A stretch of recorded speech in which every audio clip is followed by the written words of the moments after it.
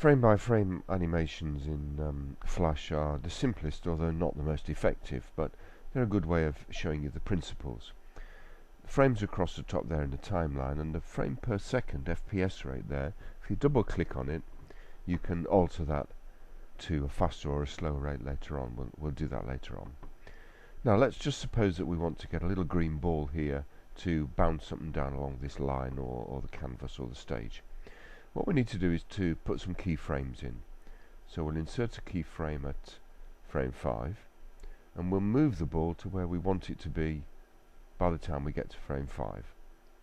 Then we'll do the same for frame 10, insert a keyframe and move the ball to where we want it to be, and then we'll do it to several other frames along the way, just to get a simple bouncing ball effect across a number of frames. There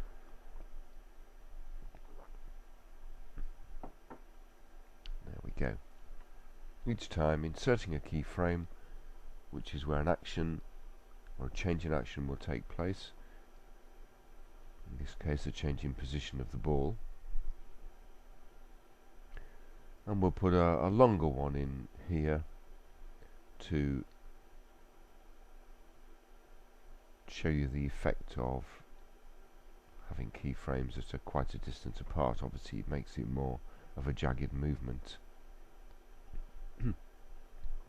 Right, taking the playhead back shows you roughly where the ball is going to bounce, but doing a control and test movie will show you what that looks like. A very, very crude animation. You can see it's quite jerky because it's just moving the ball across 5 frames at a time.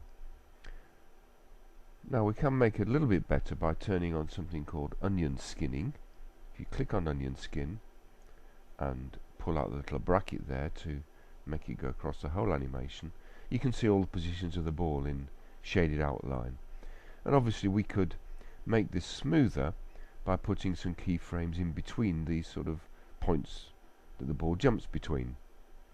So let's just put 1 or 2 in. Put a keyframe in there, move the ball, put a keyframe in there, and go keyframe in that one, and move the ball down a bit. So hopefully there are more stages when we do this, and the ball should look a little bit more smooth in its actions in all the places where we put keyframes. Now I could of course make it extremely smooth by putting in a keyframe on every single frame of the animation and moving the ball just a small bit along each time. That would make it quite a smooth movie, but it will be very tedious and take a long time.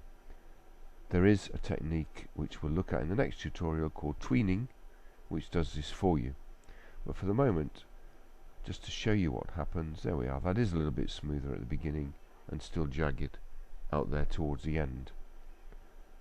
Now of course we can speed it up. If we turn off onion skinning for a moment, if we double click on the frame rate, frames per second, it's set at 12 at the moment.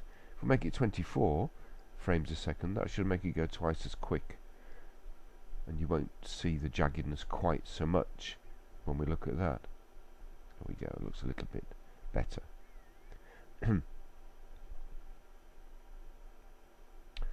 Now you can also change the views of the timeline itself by clicking on that little logo at the top right there, and you can see the individual keyframes where the animation and where in this case a ball is in each one, and there are different views of that timeline that you can have if that's a way you prefer to do it.